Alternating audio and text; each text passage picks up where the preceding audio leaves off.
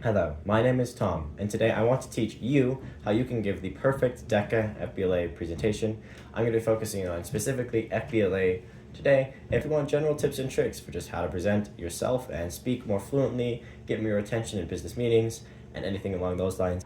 So, I'm going to start with everything from the week before the competition, the month before the competition, the day before, to right when you're about to present, what you're going to do, and up until the end of your presentation. Okay, so a month before. Most FBLA events have an objective test that you have to do before. This is consistent for many of the platforms, including DECA as well. Practice your objective tests. I have been able to go from 4th to 2nd place purely because I spent like an hour or two practicing these objective tests. Secondly, read the rubric. This is probably something you should do about a week before and have it figured out every little thing you have. FBLA's rubrics are very dense in everything that you need to know. It's kind of like a textbook, like, oh, here are all of these terms that you might be asked to do. Just get the main idea, look at role plays a week before so you understand what each is going to have in terms of consistency. When you get to the competition, practice a role play on someone. Print out something before. Give a role play so you'll have a baseline for how you're going to speak that day, what you're going to hit on, and so you can have someone's feedback who really just wants to help you get better.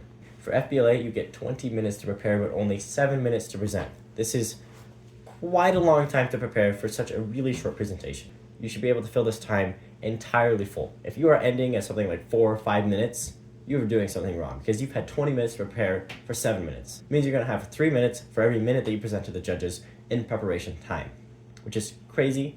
So you should have everything measured out, but don't drone on. That's my next point.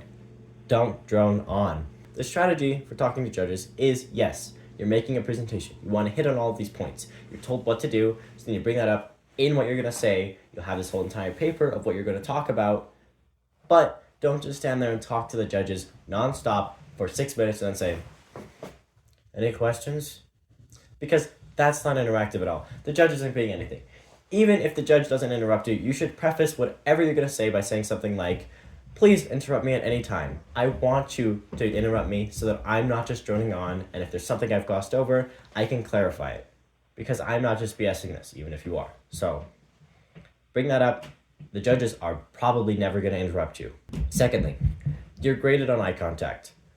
You should probably make eye contact, but let me tell you, don't make this much eye contact.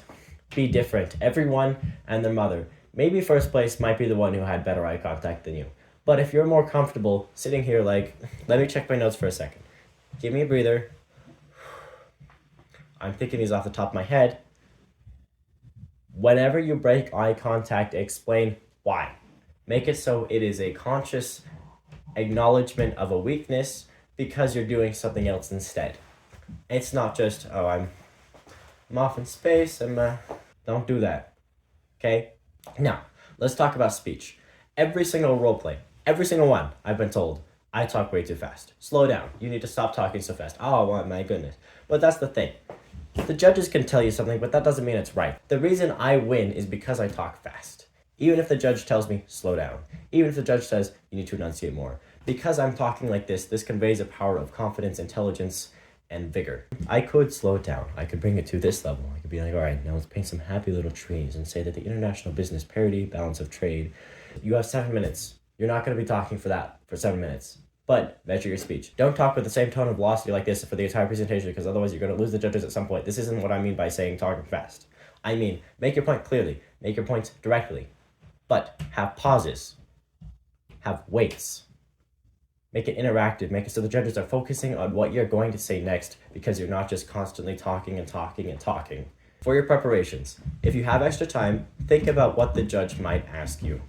I've been saved in many competitions because I'm thinking, oh, they want me to change this discount program for like Walmart or supermarkets to be more accessible to people. Well, let me think. If I'm going to make a solution, then they're probably going to ask me what I'm going to do with the existing program. About your dress.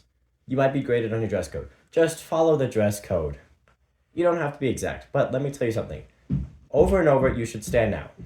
I'm not saying you should do something completely out of whack. I'm not saying you should do something avant-garde with your entire wardrobe, but do something that makes you stand out. Another tip, if you don't know all the business lingo, if you're not confident at speaking English, maybe it's your second language, maybe you just don't like talking to people, that's fine. Most everyone is like that. There are very few people who are confident in their own skin. If English is your second language, embrace it.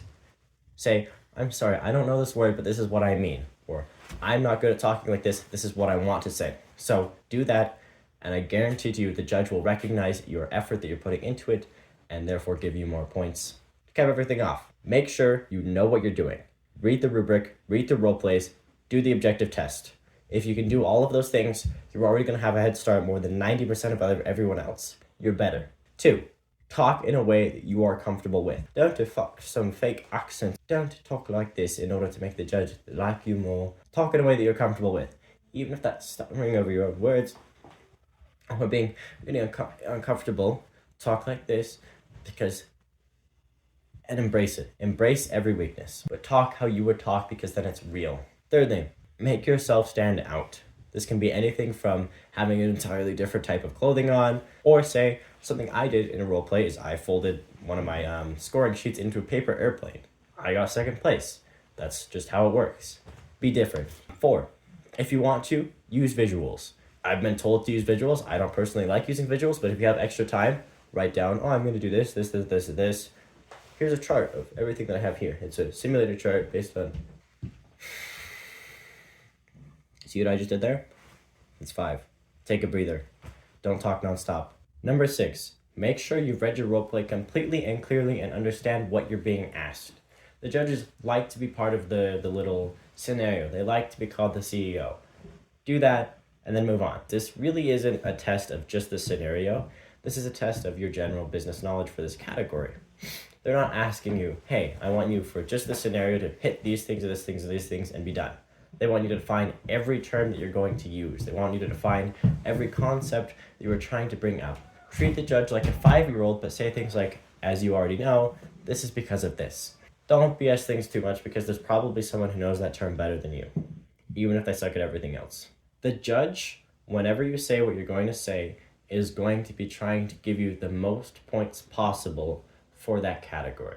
They're going to be trying to give you an accurate estimation of what you're saying. Being like a practice judge for my friends has let me just see, oh, if they say this category, I'm going to be looking for what they're talking about in this category and be giving them how many points of how well I think that they did. The judge is going to be doing that. They want you to succeed. And then expand it so you can have a generalized big circle picture. This is what FBLA is all about, is the big circle picture. You should have all the knowledge clearly defined, clearly expressed. With DECA, it's more about hitting all of these specific performance indicators that you are being asked to hit, but you should also have a general picture of what everything is. Thank you for watching, and follow for more presentation tips, skills, and daily motivational videos.